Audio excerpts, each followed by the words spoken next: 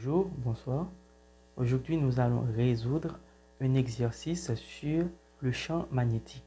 Je vous demande de vous abonner à la chaîne, d'aimer la vidéo et de la partager avec vos amis et de vous abonner surtout si vous voulez recevoir tout au contenu de ce genre. Dans un aimant rectiligne, les pôles sont supposés réduits à deux points S et N distants de 30 cm. De masse magnétique plus 5 unités SI et moins 5 unités SI. On désigne par O le milieu du segment SN. Calculer l'intensité de la force résultante des actions de ces masses sur une masse magnétique plus 1 placée en un point A. Situé sur le prolongement du segment de droite SN à 24 cm de haut et situé sur la médiatrice du segment SN à 24 cm de haut. On nous demande de calculer l'intensité de la force résultante des actions de ces masses sur une masse magnétique plus 1 placée en un point A, situé premièrement sur le prolongement du segment de droite SN à 24 cm de haut. Deuxièmement, situé sur la médiatrice du segment SN à 24 cm de haut. Donc, nous allons répondre aux deux questions suivantes. Donc, premièrement, nous allons dessiner.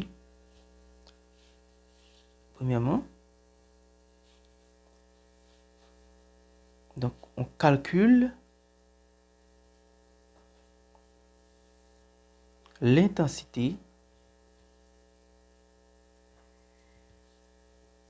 de la force résultante. Premièrement, cette force est située sur le prolongement du segment SN. SN, c'est le prolongement, donc c'est l'aimant. Donc, nous avons ici un aimant. On prend une échelle de 4 cm. 4 cm représente pour nous, on a le milieu O ici. Les 4 cm représentent les 30 cm de l'aimant. O est le milieu. Donc, voilà. Nous avons ici le point N, le pôle nord. Nous avons ici le pôle sud. O est le milieu de l'aimant. OK? Donc, on a plus 5 unités SI, moins 5 unités SI. Ce sont les masses. Et on a placé à droite de cet aimant un point A, tel que OA équivaut à 24 cm.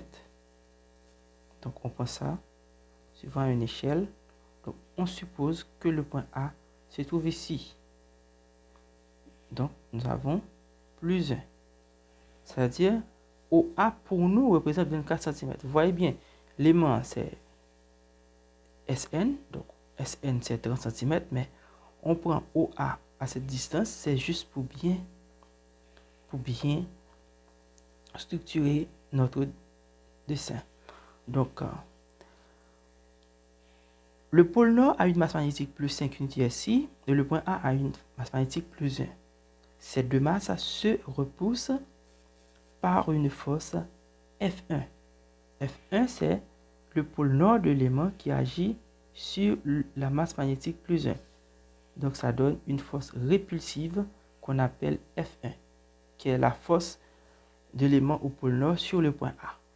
Et maintenant, le pôle sud de l'aimant exerce une force sur le point A qui est plus 1. On a moins 5 et on a plus 1. Donc, les deux forces s'attirent. Et puisque la position de S est plus éloignée, donc la force F1 est inférieure par rapport à la force F2. Pardon, la force F2 est inférieure par rapport à la force F1. Maintenant, pour trouver le module de la force, le module, c'est la force F1 moins le module de la force F2. Maintenant, pour trouver la force F1, on les cherche. Trouvons F1 et F2. Pour les trouver, qu'est-ce qu'on fait? Pour les retrouver, nous avons ici la longueur de l'élément. Donc, qu'est-ce qu'on fait? On écrit F1 d'abord, qui est égal à 10 puissance moins 7 masse M, M' sur D au carré. Ça, c'est la formule. Mais maintenant, si on veut remplacer les lettres par leur valeur, nous avons 10 puissance moins 7. Et la masse magnétique M ici, c'est plus 5 au pôle nord, à multiplier par la masse magnétique plus 1 au point A. 5 multiplié par 1 donne 5. Et la distance D au carré, c'est NA au carré. Maintenant, comment trouver la distance NA? Regardez bien, nous avons OA qui est le segment, qui est un segment.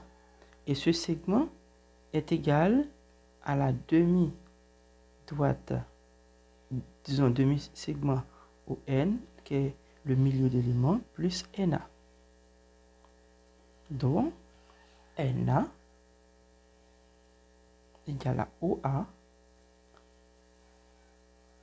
moins ON. Mais NA, c'est OA qui est égal à 24 cm moins ON qui est égal à 15 cm. Car la longueur de l'élément, c'est SN. Mais si on divise SN par 2, donc ON c'est le milieu, c'est SN divisé par 2, donc on trouve 15 cm pour ON. Donc ce qui nous donne 24 moins 15, ça nous donne 9 cm.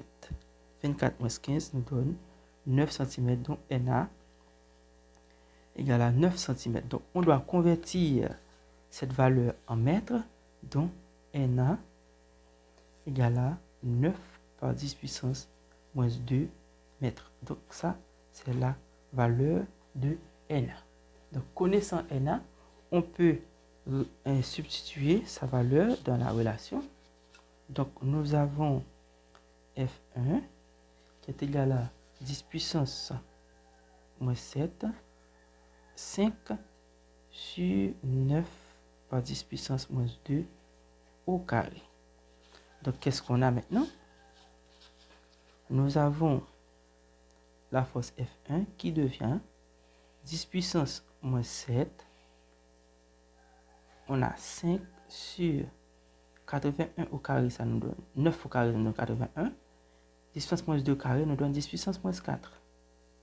Ce qui veut dire que la force F1 devient, on a 10 puissance moins 7 à diviser par 10 puissance moins 4, ça nous donne 10 puissance moins 3. Et 5 à diviser par 81 nous donne 0,06172. On arrondit au millième et ça nous donne 0,62 par 10 puissance moins 3 newton. Car on simplifie ici, 10 puissance moins 7, 10 puissance moins 4, ça nous donne cette valeur. Donc ça, c'est la valeur de la force F1. Maintenant, il faut trouver la force F2 pour calculer le module de la force. F2, c'est 10 puissance moins 7 sur masse par M' sur D carré. En remplaçant F2 par sa valeur, disons les valeurs du F2, on a masse M, c'est moins 5 à multiplier par plus 1. Moins 5 par plus 1, ça nous donne moins 5, mais on ne met pas le signe moins, on écrit moins 5, à diviser par la valeur de la distance du point A au pôle sud, ça nous donne SA. SA, la distance. Ok, ça nous donne SA. SA. Maintenant, comment trouver SA? On fait la même chose. SA égale à quoi? Regardez bien. SA, c'est SA. On a SN plus N. Donc, ce qui nous donne SN, c'est 30 plus NA qui est égal à 9 cm. Et ce qui nous donne 39 cm.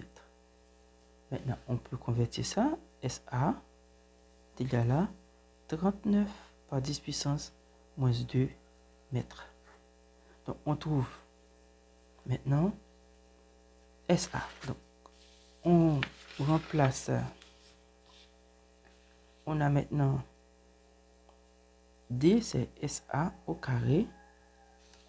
Et SA, c'est 10 puissance moins 7 sur 5 à diviser par 39 par 10 puissance moins 2 au carré. Qu'est-ce que ça donne? On a F2 égale à 10 puissance moins 7 sur, pardon, à multiplier par 5 sur 39 au carré. 39 au carré nous donne 1521 à multiplier par 10 puissance moins 4. Encore, on simplifie par 10 puissance moins 4. Ce qui nous donne F2 devient 5 à diviser par 1521. 5 à diviser par 1521, ça nous donne 0,00328 idées poussières. Donc maintenant on arrondit au 10 millième, ça donne 0,0033 par 10 puissance moins 3 newtons. Maintenant, connaissant la force F1 et la force F2, d'où on a le module de la force F devient, c'est la plus grande force qui est la force F1, 0,0062 par 10 puissance moins 3, moins le module 0,033 par 10 puissance moins 3. Maintenant, on a force F1 qui devient 0,062 moins 0,0033 à multiplier par 10 puissance moins 3. Et le module de la force devient, on a 0,062 moins 0,033 nous donne 0,587. Voilà. On nous donne 0,0587 par 10 puissance moins 3 newton. Voilà comment trouver le module de la force F. Et ça nous donne 0,0587 newton par 10 puissance moins 3 newton. Donc 0,0587 par 10 puissance moins 3 newton. Donc, c'est là. Donc, on calcule maintenant la force F2 quand elle est située sur la médiatrice du segment SN à 24 cm de haut.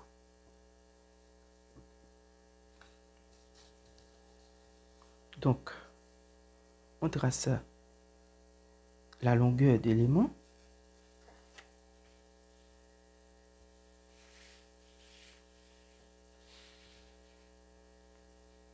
Voilà.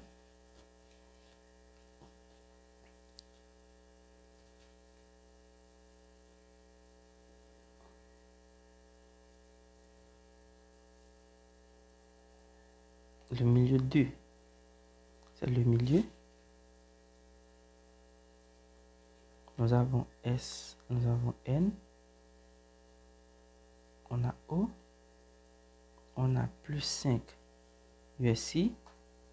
Et on a moins 5 USI. Nous avons le point A qui est placé au milieu du segment. Donc, c'est la médiatrice.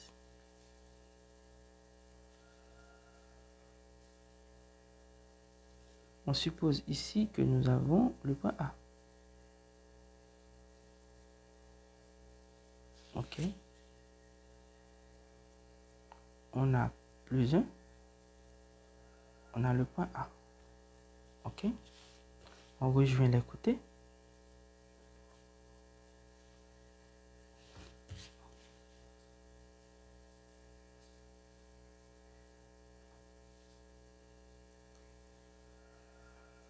Comme dans la théorie, donc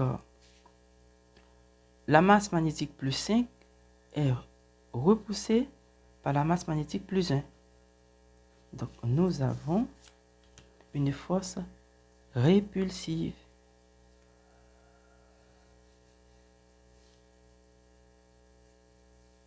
F1. Et la masse magnétique moins 5 est attirée par la masse magnétique plus 1. Nous avons une force attractive.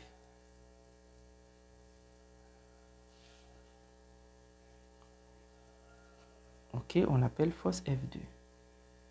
Maintenant, par équivalence, nous avons une force qui est égale à la force F1, car deux forces sont équivalentes si elles ont même longueur,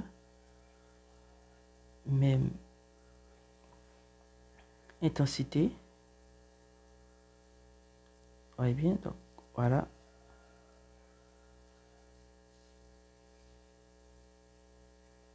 Et même direction.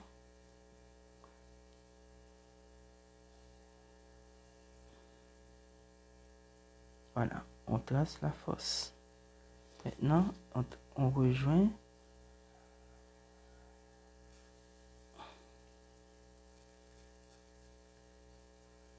et voilà, nous avons la force résultante qui est de ce côté.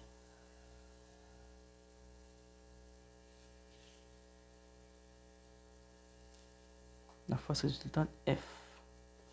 Voilà. Maintenant, on calcule deuxièmement la force résultante.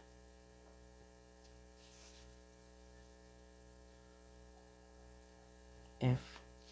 Pour trouver la force résultante F, on considère les triangles S, A, N, qui est proportionnel, qui est semblable au triangle AFF1. Ces deux triangles sont semblables. Et puisque ces deux triangles sont semblables, on peut appliquer la relation de Thalès. Donc, on peut écrire AF. AF, c'est la force F.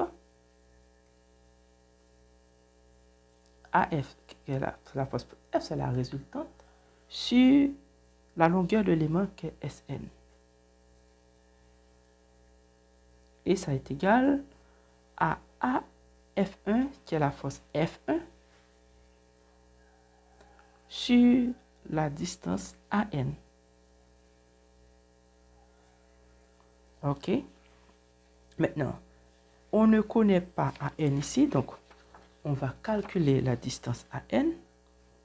Pour trouver la distance AN, on va considérer le triangle OAN. On peut chercher ça dans le problème ou bien on fait ça au brouillon. Donc, nous avons le triangle OAN, rectangle en haut. Rectangle en haut. Maintenant, déterminons la longueur de NA. Donc, puisque ce côté est un triangle rectangle, donc on applique la relation de Pythagore. Donc, qu'est-ce qu'on a? Nous avons AN au carré qui est égal à OA au carré plus ON au carré. Mais qu'est-ce qu'on a? AN OA, c'est quoi? C'est 24 cm, c'est 24 par 10 puissance moins 2 au carré. Plus ON, c'est le milieu de l'élément, c'est 15 par 10 puissance moins 2 au carré. Donc, on a AN carré.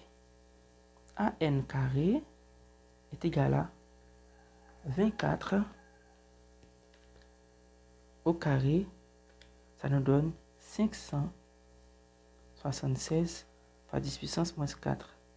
Plus 15 au carré nous donne 225 par 10 puissance moins 4. Donc, ça veut dire que AN au carré équivaut à 225 ou 576 plus 225. Ça nous donne 801 par 10 puissance moins 4 mètres carrés. Maintenant, où AN est égal à radical de 801 par 10 puissance moins 4. D'où AN égale racine carrée de ça nous donne 28,3 par 10 puissance moins 2 mètres. Maintenant, voilà. On remplace AN par sa valeur. Maintenant, dans la relation, nous avons F sur SN. SN qui est la longueur de l'élément, c'est 30 par 10 puissance moins 2 qui est égal à F1 sur AN qui est égal à 28,3 par 10 puissance moins 2 mètres. Maintenant, trouvons F1.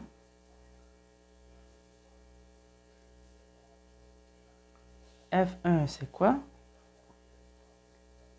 F1, c'est 10 puissance moins 7. Sur, on a la masse magnétique plus 1 par 5. Ça nous donne 5. Sur AN. AN au carré. Or, on a déjà AN. On a 10 puissance moins 7. 5.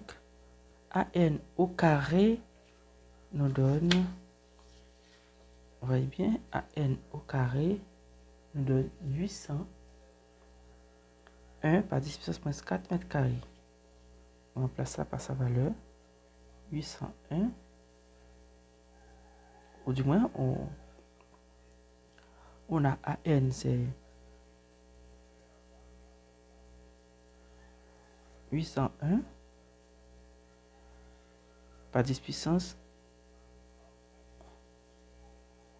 moins 4